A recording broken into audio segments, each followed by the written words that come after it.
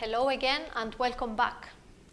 This is episode 7 from the second block of the theory lessons.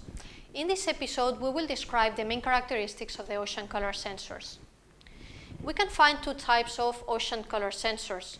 The first one are the multiple spectral sensors that they only use a few wavelength bands. For example, the OLCI sensor on board the Sentinel-3 satellite uses these 4 wavelength bands. And we can also find the hyperspectral instruments that they use a continuous spectrum. The multiple spectral sensors are very good to distinguish phytoplankton abundance. For example, this OLCI sensor on board Sentinel-3, we have these bands here, and we can distinguish phytoplankton abundance, as we can see in this graphic here. However, we cannot distinguish the phytoplankton species. So if we need to know the phytoplankton diversity, we need more spectral information. In that case, we would go for the hyperspectral instruments. As we can see in this image here, they use a continuous spectrum, and they will allow me to identify the specific phytoplankton species. But of course, depending on our study, we might need the hyperspectral instruments or the multiple spectral instruments. We also need to take into account the different spatial resolution that each sensor has. Okay? Spatial resolution is actually one of the main limiting factors when using remote sensing data, especially for coastal water studies. If the spatial resolution is not good enough, we will not be able to differentiate features. We might not even be able to see the lake if we're interested in a small lake, for example. Okay? Large pixels might be able to resolve inland and coastal waters, but they might not be able to depict patchy distribution patterns of point source pollution.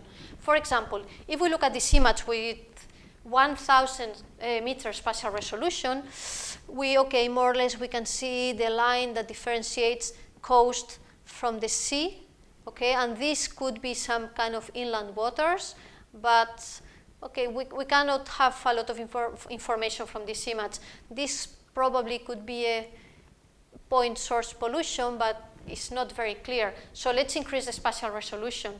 If we go down to 500 meter spatial resolution, we see that the coastline is better defined. We see more or less clearly this point source pollution. We start understanding that this is actually some kind of inland waters. But let's increase the spatial resolution. Let's go to 270 meters spatial resolution. So now the coastline is much better defined. We can see this point source pollution here quite clearly with a plume of suspended sediments probably. This seems like an entrance to some kind of inland waters. It's not very clear. So let's continue increasing the spatial resolution. Let's go to 150 meters spatial resolution. And now we see the coastline more clearly. We can see that this looks like an estuary with some kind of construction here. And this is like an estuary, probably some coastal waters. This seems to be some kind of point source of pollution. The same here. This one, of course, is more clear than before, but we can still increase the spatial resolution. If we go to a 20 meters spatial resolution, we can distinguish features that we could not distinguish with a coarser spatial resolution. Now the coastline is perfectly delineated. We can understand perfectly these inland waters now with some small islands. We can see this point source of pollution very clearly now. Also this one here, and the one that we had seen before with the plume of suspended solids. Okay.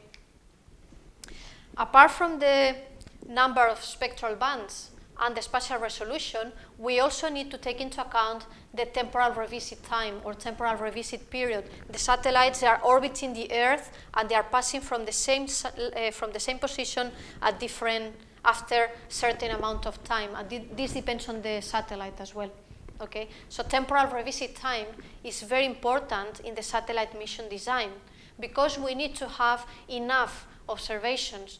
If we are studying something that changes very rapidly on a daily basis or even less, there is no point of having data every 30 days, for example. So it is very, very important to know the temporal revisit time of the satellites, okay? One of the disadvantages of the hyperspectral sensors, we said that they are very good because they can distinguish the phytoplankton groups, but the problem is that they tend to have a longer revisit time, which is typically of 16 days, and small spatial coverage. So that means that they are not good for real-time hub monitoring. Okay, we can't have one image every 16 days. If we have a harmful algae bloom, let's imagine we have to wait for 16 days to know if the bloom is still there. So these kind of instruments, they present this disadvantage if we are talking about hubs. So before designing our study, depending on the objective, we need to have a look at the spectral bands that we need, at the spatial resolution that we need, and at the revisit frequency, revisit time of the satellites, and this way it will allow us to select the most suitable satellite, the most suitable sensor for our specific study. So, if you want to know which ocean color sensors are available and what their main characteristics are, please join me in the next episode.